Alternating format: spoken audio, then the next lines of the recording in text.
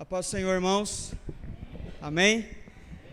Nós estamos, como vocês sabem, na nossa série de mensagens sobre os 10 mandamentos, e hoje nós iremos falar sobre o segundo mandamento. E graças a Deus que eu percebi que Deus falou de um modo muito especial com a igreja no domingo passado, com o primeiro mandamento. Caso você não assistiu, é só nos acompanhar nas nossas redes sociais. Nós temos o nosso canal no YouTube, IPR Piracicaba. Lá está a mensagem de domingo passado, que é o primeiro mandamento, ok? E hoje nós vamos falar sobre o segundo mandamento. E então, eu quero convidar você a abrir a sua Bíblia lá no livro de Êxodo, capítulo 20 e verso 4, por gentileza. E nós vamos refletir na palavra do Senhor nessa noite. Êxodo, capítulo 20 e verso 4. O texto diz assim: Não farás para ti nenhum ídolo, nenhuma imagem de qualquer coisa no céu, na terra ou nas águas debaixo da terra. Não te prostrarás diante deles, nem lhes prestarás culto, porque eu, o Senhor, o teu Deus, sou Deus zeloso, que castiga os filhos pelos pecados de seus pais, até a terceira e quarta geração daqueles que me desprezaram, mas trato com bondade até 1000 gerações aos que me amam e obedecem aos meus mandamentos. Esse é então o segundo mandamento do famoso decálogo, das famosas 10 leis dadas por Moisés ao povo de Israel, que está no livro de Êxodo. Eu quero fazer uma oração com você, meu irmão. Se você pode, feche seus olhos, vamos orar ao Senhor. Espírito Santo de Deus, obrigado, Senhor, por essa noite.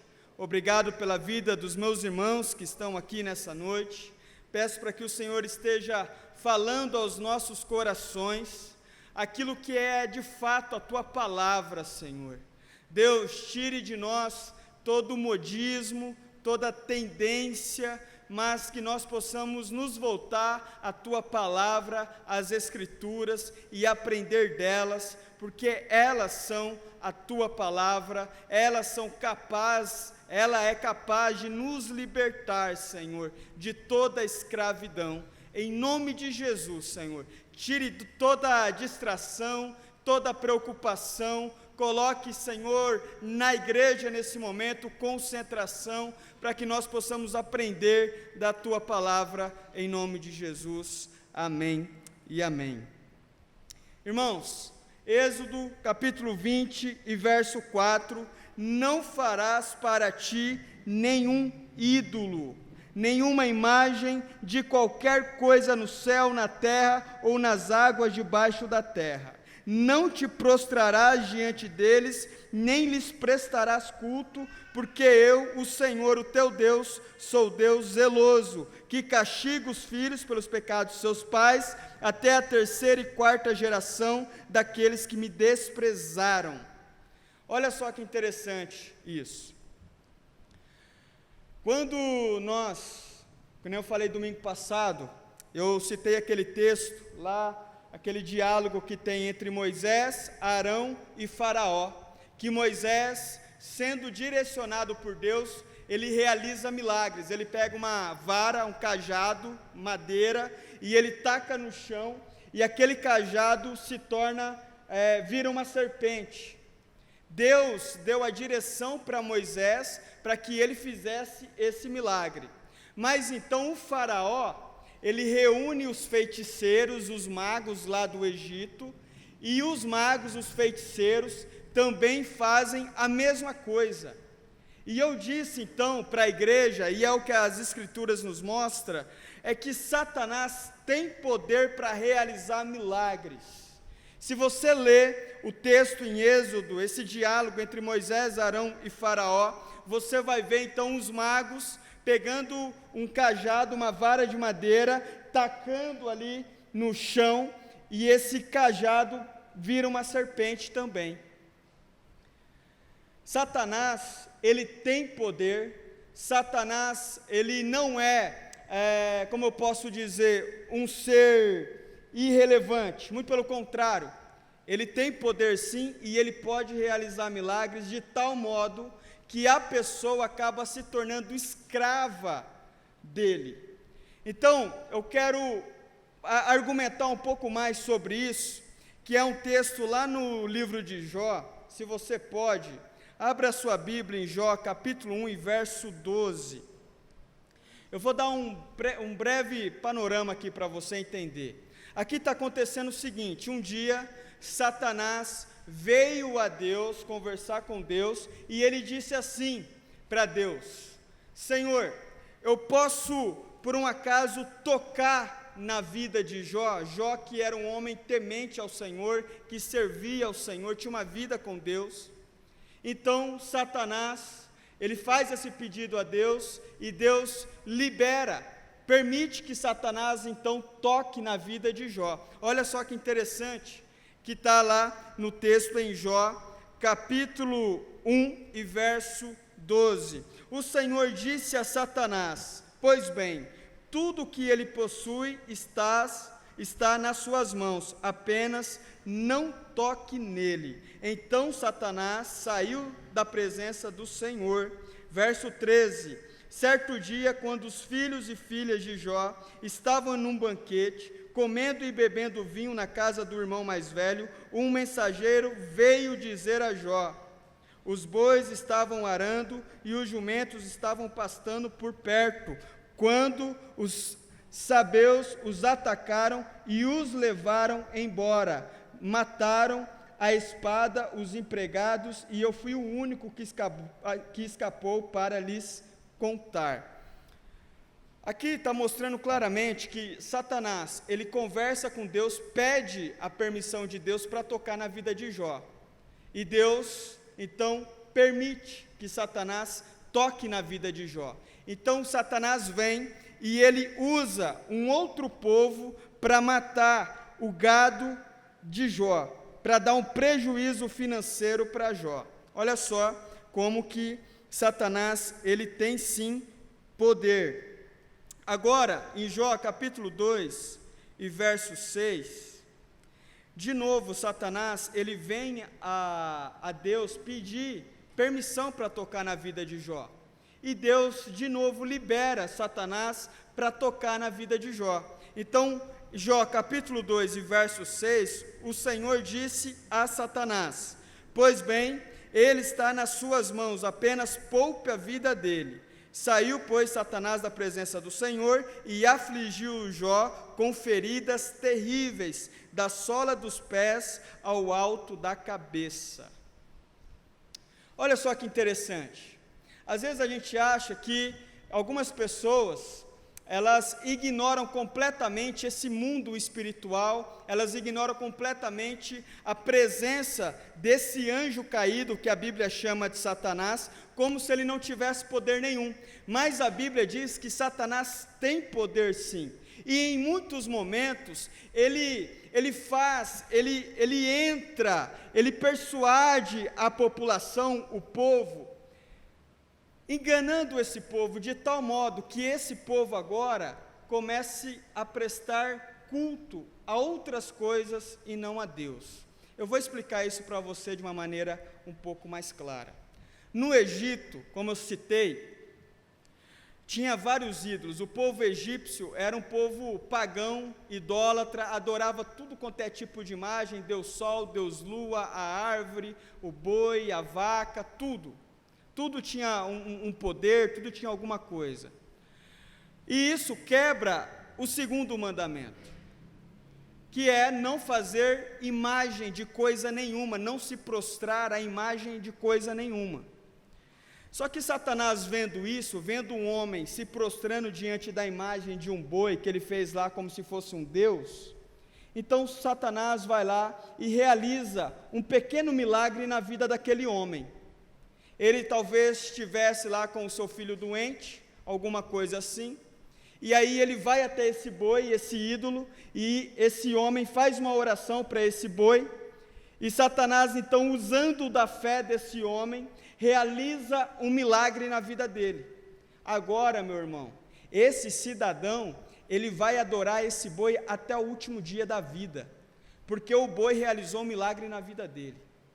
E assim é nos dias de hoje, assim como ao longo de toda a história humana. Na Reforma Protestante isso era bastante discutido. Pegavam lá a imagem do apóstolo Paulo, então dizia que o apóstolo Paulo se tornou então o São Paulo, e agora ele realiza milagres. O apóstolo Pedro se tornou o São Pedro, e agora ele realiza milagres. Então esses anjos, esses ídolos, eles começaram a serem usados por Satanás para realizar alguns milagres na vida da população leiga, que desconhece os mandamentos do Senhor. E é por isso que você vai ver algumas pessoas que adoram algumas imagens, e ela diz assim: olha, uma vez eu fiz uma prece, uma reza, um pacto, um propósito com tal imagem, e eu consegui um emprego. Satanás pode dar um emprego. E aí, uma vez que você faz uma oração para uma imagem, e essa imagem dá um emprego para você, você vai adorar ela até o último dia da sua vida. Mas sabe qual é o problema? Satanás, ele pode dar um emprego, ele pode fazer uma vara se tornar uma serpente, ele pode atacar a saúde de um ser humano, só que ele jamais vai dar a vida eterna, aquilo que é prometido por Deus nas Escrituras. Ele jamais vai dar a salvação para o homem, muito pelo contrário. Satanás, ele vai escravizando esse homem na idolatria, e ele vai se tornando devoto desses ídolos, de tal modo que vai chegar um dia que esse homem jamais vai ter um encontro verdadeiro com Deus. Para ele, aquela imagem é mais importante do que o próprio Deus, do que o próprio Jesus, do que o próprio Espírito Santo. E isso, meus irmãos, é um problema, porque a palavra do Senhor nos instrui de que nós não devemos construir ídolos de coisa nenhuma. Mas a realidade, como eu tenho dito para vocês, desde a última pregação, é que a nossa tendência é adorar ídolos, a nossa tendência é adorar imagens, a nossa tendência é não confiar plenamente em Deus. Por isso, então, Deus diz no segundo mandamento, e presta atenção nisso, igreja, nessa noite: não farás para ti nenhum ídolo, nenhuma imagem de qualquer coisa no céu. Na Reforma Protestante, há 500 anos atrás, os reformadores estavam questionando bastante a Igreja Católica por causa disso. Porque a Igreja Católica, ela primeiro não rezava a missa na língua do povo, então se eles estavam na Alemanha, a missa era rezada em latim. Então a maioria do povo, a maioria da população naquele tempo, não sabia ler e nem escrever, e muito menos falar um outro idioma. Então, os reformadores começaram a questionar: olha, a missa precisa ser rezada na língua do país, porque senão ninguém entende a pregação, ninguém entende a mensagem do padre, do bispo, ninguém vai entender nada. E a Igreja Católica resistia em relação a isso. E os reformadores então disseram: olha, nós precisamos traduzir a Bíblia na linguagem do nosso país.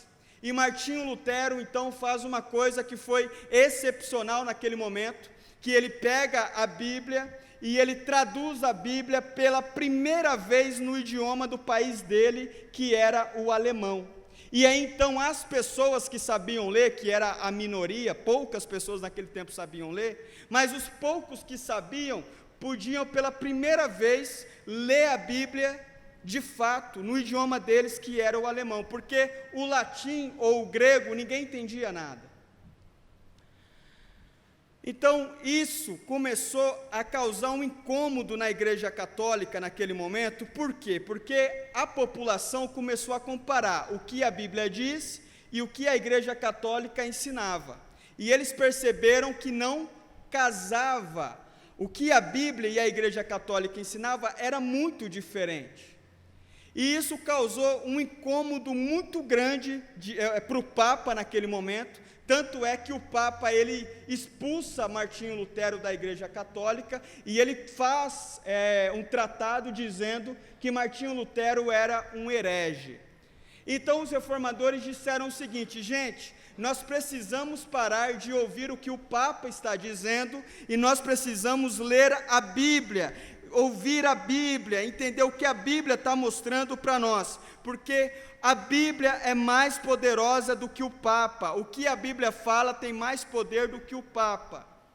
Só que você tem que entender o seguinte: muita gente não dava a mínima para o que Martinho Lutero dizia, as pessoas continuavam preferindo acreditar no que a Igreja Católica ensinava. Até que então, alguns reformadores começaram a questionar a questão da idolatria. Falaram assim: olha, tem muito ídolo, tem santo de tudo quanto é coisa aqui.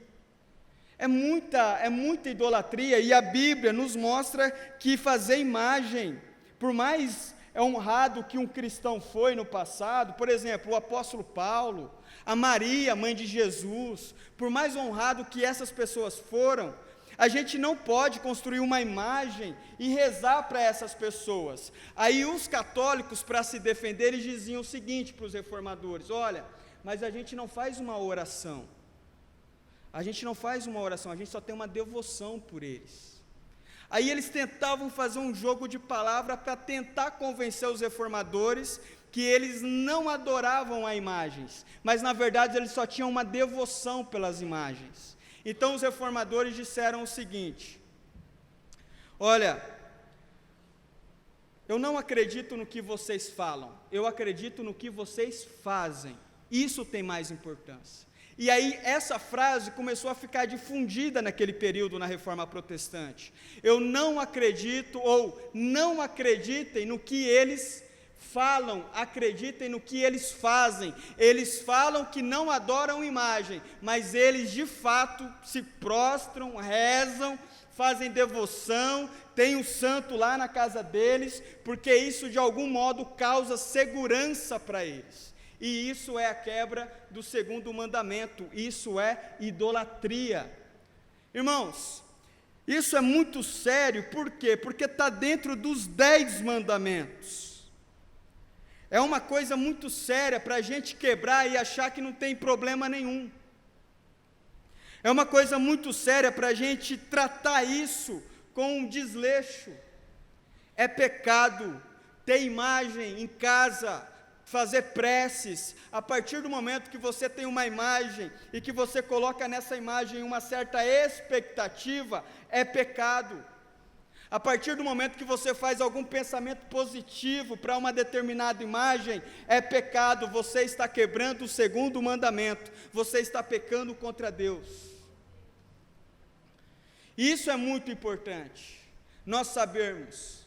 Então, essa coisa de que, olha, eu tenho a imagem aqui dentro de casa, tal, mas olha, eu nem rezo para essa imagem. Se você não reza, se você não tem devoção nenhuma, então não faz sentido nenhum você ter essa imagem lá, porque você sabe por qual motivo ela foi criada. Ela foi criada para trazer devoção.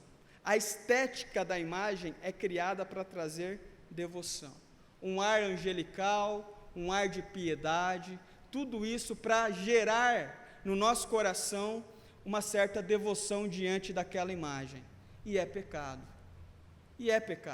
E nós precisamos estar atentos a isso. Aí então começou a criar um dilema lá em 1500. A gente ouve o Papa, a Igreja Católica, ou a gente ouve os reformadores que estão dizendo para a gente ler a Bíblia? E aí começou a ter esse dilema. A Igreja Católica dizia: a palavra do Papa e a Bíblia têm a mesma importância. Os reformadores, Martinho Lutero, João Calvino, diziam: de modo nenhum. A Bíblia é soberana, a Bíblia tem mais importância, e a palavra do Papa só tem relevância se ela estiver de acordo com a Bíblia. Mas para o católico, não. principalmente naquele período, para o católico não. A Bíblia e a palavra do Papa tinham a mesma importância. Por isso que então criou-se um lema nesse período entre os reformadores, que eles diziam assim: somente as Escrituras, as 5 solas, somente as Escrituras. Ou seja, a nossa principal autoridade para conhecer a Deus é quando nós nos voltamos para as Escrituras. E as Escrituras são bem claras, não tem nem como a gente querer florear as coisas. Ela diz: não fará para ti nenhum ídolo, nenhuma imagem de qualquer coisa no céu, na terra ou nas águas debaixo da terra. Não faça. Hoje em dia, algumas pessoas podem não ter a imagem de um santo, mas tem outras imagens que causam nela devoção. Presta atenção nisso. Ficou muito famoso a ideia de Deus ou de Jesus na figura de um leão, provavelmente por causa daquele livro do C.S. Lewis, As Crônicas de Nárnia, que ele trata Jesus como um leão. Então, as pessoas começaram a pintar leão em todo canto, em todo lugar, e leão para todo lado, como se aquilo lá representasse de fato a presença de Jesus. E um tempo atrás, conversando com uma pessoa, eu descobri, relato dela para mim, que ela gosta de ter a imagem do leão dentro do quarto, porque para ela causa a sensação de que a presença de Deus está junto com ela. Idolatria, quebra do 2º mandamento. Se você tem, por um acaso, um anel ou uma pulseira, uma corrente, que aquilo em você causa uma certa devoção, é pecado. Se aquilo causa em você uma certa segurança espiritual, é pecado. Teve uma vez que eu vi um caso de uma moça que ela foi fazer a prova, e na correria de fazer a prova, um vestibular, ela esqueceu uma correntinha, que para ela tinha um significado muito importante, ela sempre fazia uma prece, uma oração, segurando aquela correntinha. Quando ela chegou na prova e ela se deu conta que não estava com a corrente, ela perdeu o chão, ela desanimou na hora, e ela não fez a prova. Isso é o quê? Idolatria. É idolatria. Então nós precisamos estar atentos às coisas que estão tendo, objetos, coisas que estão tendo alguma importância meio transcendental na nossa vida, espiritual. Se tiver tendo, se você tiver algum objeto na sua casa que você diz: olha, isso aqui para mim me causa uma certa segurança, isso aqui para mim causa, nossa, se isso aqui quebrar, acabou a minha vida. Meu irmão, saiba de uma coisa: você está cometendo idolatria. É idolatria que você está cometendo. E por que então nós não podemos fazer imagem? Porque Deus diz que não podemos fazer imagem de coisa nenhuma, nem na terra, nem no céu, de coisa nenhuma, e muito menos adorar essas imagens, porque nenhuma imagem que o ser humano fizer vai representar Deus de verdade. Aí aqui está um ponto importante. Deixa eu tomar uma água aqui, senão não aguento falar isso. Seguinte, muitas pessoas não são católicos, como naquele período de 1500, ou hoje mesmo. São de uma igreja evangélica, mas saíram da igreja católica, mas a igreja católica não saiu de dentro deles. Tem muito crente que é mais católico do que protestante. Tem muito crente que é mais supersticioso, com um monte de coisa, do que de fato crê na palavra de Deus. E o nosso coração é enganoso, a Bíblia diz isso. A nossa mente é enganosa. Nós, então, fantasiamos demais as coisas. E aí a Bíblia vai mostrar para a gente o seguinte, que nós temos a tendência de criar imagens de Deus ou de deuses de acordo com a nossa mente. Então a gente imagina Deus do jeito que a gente bem entender. Eu imagino Deus um senhorzinho bem bonzinho, legal, bacana. Eu imagino Deus um Deus amoroso. Tem aquela coisa, né, muito espiritualizada, assim, da questão do Espírito Santo. Olha, você vai entristecer o Espírito Santo vai chorar, porque você está cometendo um pecado, o Espírito Santo vai ficar magoado com você. Aquela coisa assim, como se Deus fosse um ser muito frágil, muito melindroso e tal, aquela coisinha bem... Mas isso é sinal que nós não estamos olhando para a Bíblia, porque a Bíblia vai mostrar um Deus completamente diferente. Vocês se lembram da história da Arca de Noé, que Deus pede para Noé construir uma arca, e aí vai vir um dilúvio. O dilúvio vai matar toda a humanidade naquele momento, e apenas uma família será salva. A gente costuma lembrar muito de Noé e a família dele sendo salva, a gente conta essa história para as crianças. Mas, e os milhões de pessoas que existiam naquela época? Jovens, crianças que morreram, casais apaixonados, mães que estavam grávidas e iam ter o primeiro filho. Um monte de gente morreu naquele momento no dilúvio. E esse Deus, ele puniu as pessoas por causa do pecado da idolatria, porque Deus, ele não é esse Deus medroso. Quando de fato ele vem com a sua ira, ele não tem pena, ele não tem misericórdia. Deus é um Deus de braço forte, de punho forte, e quando ele pesa a sua mão, não tem escapatória. Não tem escapatória. Lembre-se de Sodoma e Gomorra, quando é destruída por causa do pecado também. Duas cidades, cheias de gente, cheias de crianças, cheias de jovens, de adolescentes, de casais apaixonados, cheias de um monte de coisa, e Deus simplesmente destrói as duas cidades. E alguns cristãos, quando eles começam a pensar sobre isso, eles ficam horrorizados com isso. Porque na cabeça deles, Deus nunca faria um negócio desse, porque Deus é um Deus bonzinho, um Deusinho fofinho, parece um ursinho puff. Só que a Bíblia mostra um Deus completamente diferente, e por isso que os reformadores diziam, nós precisamos voltar para as Escrituras, porque as pessoas estão acreditando num tipo de Deus que não tem nada a ver com o Deus que a Bíblia mostra. Então, se Deus, por um acaso, resolver punir um homem, ou uma mulher, um jovem, um adolescente, meu irmão, ninguém segura. Ninguém segura. E aí, então, aqui está uma questão importante, em relação a Satanás novamente. Que algumas pessoas, elas consideram Satanás um ser tão poderoso quanto Deus. Satanás e Deus, mesmo pé de igualdade, os dois são muito poderosos, estão lutando, um bem e o outro mal.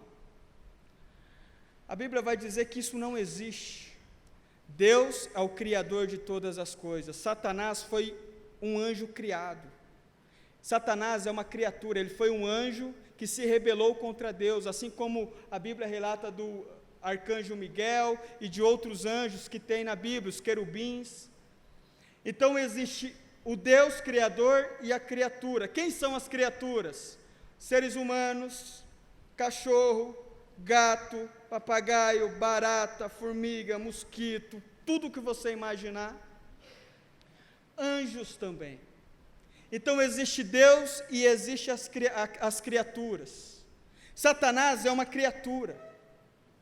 Inclusive, para Satanás fazer mal para alguém, ele precisa da permissão de Deus, como eu li com você no livro de Jó. Ele vai até Deus, pede permissão para ver se ele pode fazer mal para alguém. Satanás jamais vai tocar em nenhum ser humano sem a permissão de Deus. Por isso que tem uma frase emblemática de Martinho Lutero, que ele diz assim: até Satanás é o Satanás de Deus. Satanás, ele precisa pedir permissão para fazer o que ele quer fazer.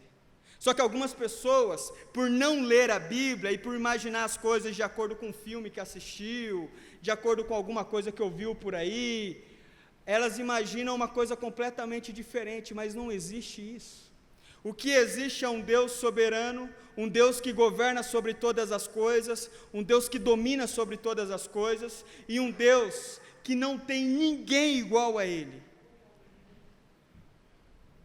Inclusive, a epístola de Tiago diz que Satanás e os seus anjos, eles olham para Deus e tremem, porque eles sabem quem Deus é, eles conhecem a Deus. Nós ainda não tivemos essa percepção de sentir a presença de Deus de uma maneira tão próxima de nós. Mas a Bíblia diz que um dia todos irão se prostrar diante de Deus. Todos e todos. Irmãos, então eu digo para você o seguinte: se você é uma pessoa muito supersticiosa, tem medo de demônio, medo de escuro, medo de um monte de coisa, meu irmão, confie no Senhor. Confie no Senhor, porque não existe em nenhum lugar que o Senhor não esteja governando e não esteja cuidando. E se existe qualquer possibilidade de alguém fazer mal para você, eu tenho uma boa notícia: você pode recorrer a Deus, porque Deus pode te livrar. Se alguém no seu trabalho está perseguindo você, se alguém na escola está perseguindo você, se alguém na sua família está perseguindo você, você pode orar a Deus e pedir livramento de Deus. Deus, Ele ouve as orações do seu povo, Ele ouve a oração dos seus filhos, mas tem um probleminha aí. Se um dia Deus resolver pesar a mão sobre você, aí você está enrolado, porque não tem ninguém para você recorrer. E é por isso que os 10 mandamentos é tão importante, porque Deus está dando a oportunidade para o povo se arrepender da sua idolatria. Se você fizer o propósito de ler o Antigo Testamento, Gênesis a Malaquias, você vai ver que várias vezes Deus, Ele pune a nação de Israel. Meu irmão, tem vezes que Deus levanta profetas como Jeremias, Isaías, e diz assim: olha, por causa da idolatria de vocês, um outro povo vai vir e vai dominar sobre vocês. O que isso quer dizer? Quer dizer o seguinte, que vai vir um outro exército e vai ganhar a batalha de Israel. Mas quando a gente pensa em ganhar a batalha, nós estamos falando do quê? De guerra. Nós estamos falando de mulheres sendo estupradas, nós estamos falando de homens sendo degolados, nós estamos falando de crianças sendo mortas, de pessoas que têm um pouco mais de saúde sendo escravizadas para trabalhar para o outro povo. Nós estamos falando de um verdadeiro inferno na terra. E Deus, Ele pune, Ele vem com a sua justiça diante do povo de Israel por causa da idolatria. E quando Deus vem com a sua justiça, não tem ninguém para livrar, não tem ninguém para socorrer. Você vai socorrer para quem? Então, os 10 mandamentos, para nós, ele é muito importante, para que você comece a confiar única e exclusivamente em Deus. Você não precisa morrer de medo de demônio, você não precisa morrer de medo de um monte de gente perseguindo você em algum lugar, no trabalho, em qualquer lugar. Você tem a Deus, e Deus, Ele guarda os seus filhos. Mas Deus quer uma coisa em troca, Ele quer a sua obediência.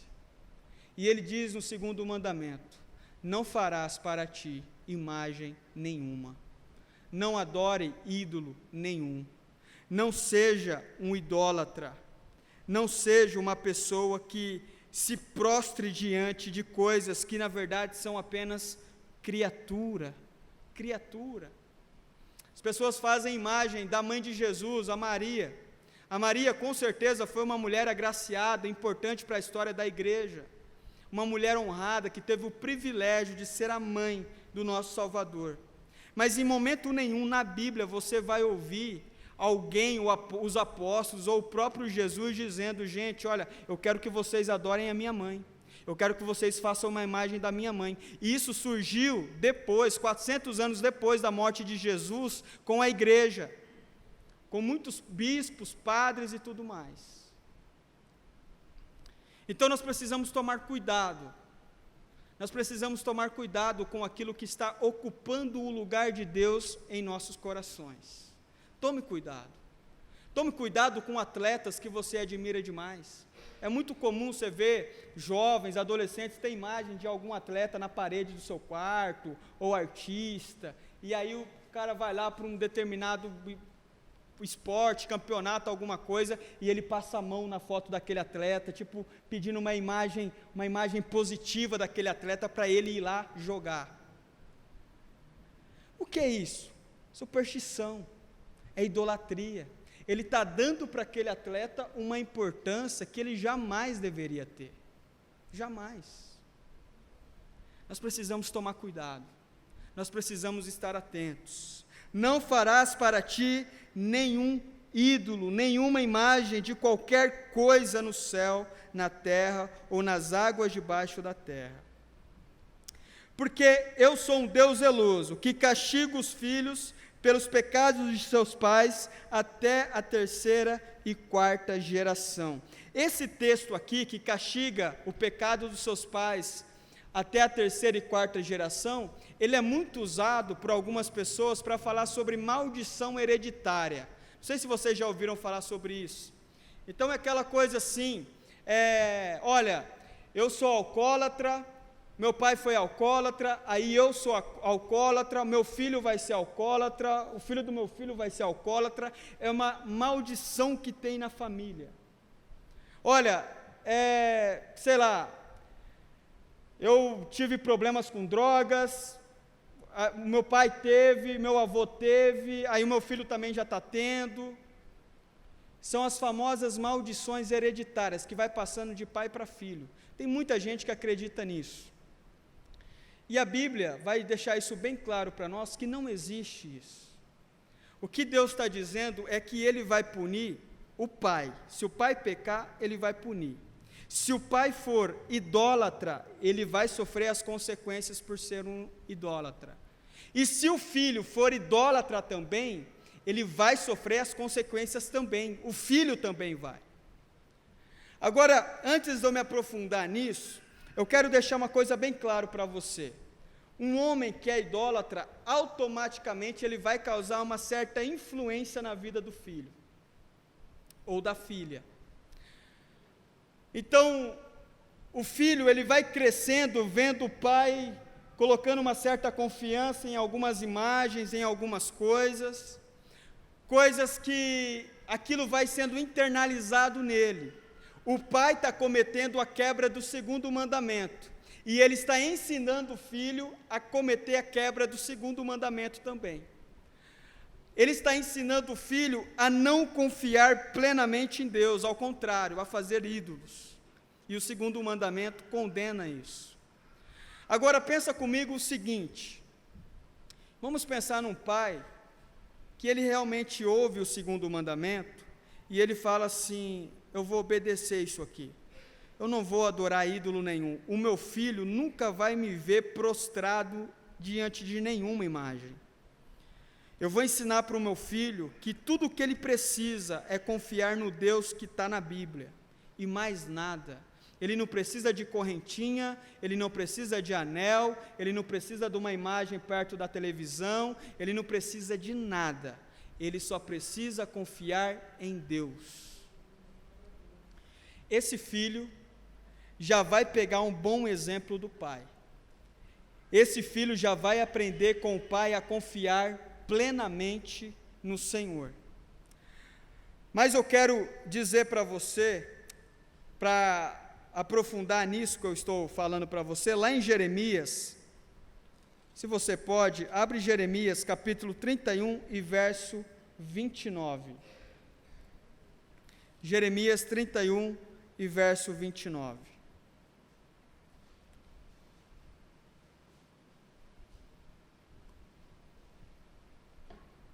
O profeta Jeremias está dizendo o seguinte: naqueles dias não se dirá mais, Os pais comeram uvas verdes e os dentes dos filhos se embotaram. Ou seja, não vai acontecer, não existe mais essa coisa de que o pai foi um pilantra e agora o filho vai ser um pilantra também. Não existe mais isso. Não vai existir mais essa ideia de maldição hereditária. No verso 30, ao contrário, cada um morrerá por causa do seu próprio pecado. Os dentes de todo aquele que comer uva verdes se embotarão. O que o profeta Jeremias está mostrando aqui? Cada um vai pagar pelo seu próprio pecado. O pai vai pagar pelo pecado dele. E se o filho cometer os mesmos erros do pai, o filho também vai pagar pelos pecados dele. Isso é muito importante, porque algumas pessoas morrem de medo dessa maldição hereditária. E a questão é, meu irmão, a questão que a Bíblia nos mostra é que isso não é uma realidade. Agora, voltando lá para Êxodo 20, verso 4, ele diz: castiga os filhos pelos pecados de seus pais até a 3ª e 4ª geração daqueles que me desprezaram.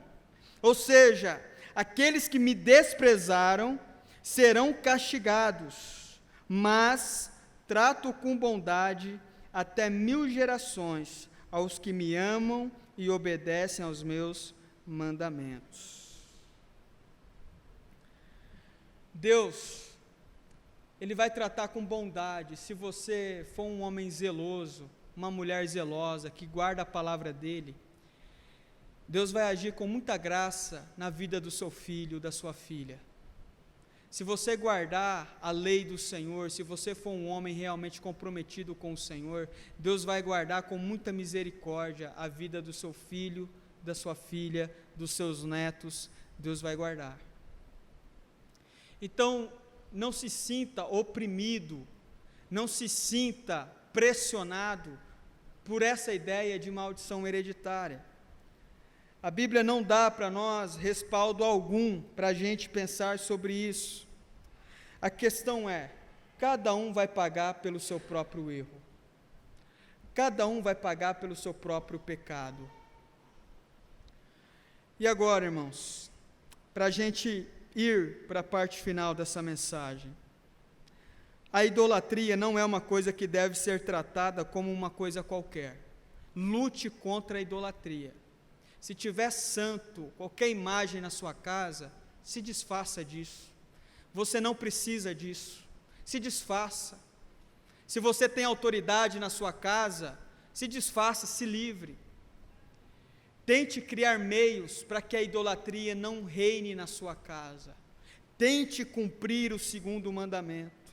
Não tenha no seu coração imagem de jogador, de atriz, de atleta, de santo, de qualquer homem do passado, na sua cabeça, como se esses homens pudessem te ajudar de algum modo. É como se eu viesse aqui pregar no culto de domingo e dissesse assim: olha, que o espírito do Spurgeon me enche nessa noite para que eu possa pregar a palavra do Senhor. É pecado a idolatria. É pecado a idolatria, e a idolatria ela é tratada com muita dureza por Deus. Se você ler o Antigo Testamento, você vai ver o quanto que esse negócio é pesado para Deus, e não é à toa que o 1º mandamento diz assim: não terás outros deuses além de mim, e o 2º mandamento diz: não farás para ti nenhum ídolo. Deus, Ele está usando aqui já 2 mandamentos, dos 10, 2 mandamentos, para a gente cuidar onde nós estamos colocando a nossa esperança, onde nós estamos colocando os nossos anseios, as nossas mazelas, as nossas ansiedades, e ainda mais numa geração como a nossa, que acredita em tudo, em signo, tudo que aparece, é lua, é estrela, é tudo. Cuide, meu irmão, cuide, é pecado, é quebra, é a quebra do segundo mandamento. E se você olhar para as Escrituras, você vai ver o quanto que Deus, Ele trata de maneira severa a quebra desses mandamentos. Mas nessa noite, eu estou aqui e creio que Deus tem direcionado esse estudo sobre os 10 mandamentos justamente para alertar a igreja sobre isso. Se talvez você estava até hoje cometendo esse pecado, se até hoje você talvez estava colocando a sua esperança em algum tipo de objeto, em algum tipo de entidade, em algum tipo de misticismo, de superstição, meu irmão, se arrependa nessa noite. É Deus dando para você a oportunidade de se arrepender e confiar apenas nele. Deus é suficiente. Jesus é suficiente, você não precisa de amuleto da sorte, você não precisa de mais nada, apenas confiar nesse Deus. Os irmãos entendem isso? Amém. Então vamos fazer uma oração ao Senhor. Se você pode, coloque-se de pé, vamos orar ao Senhor.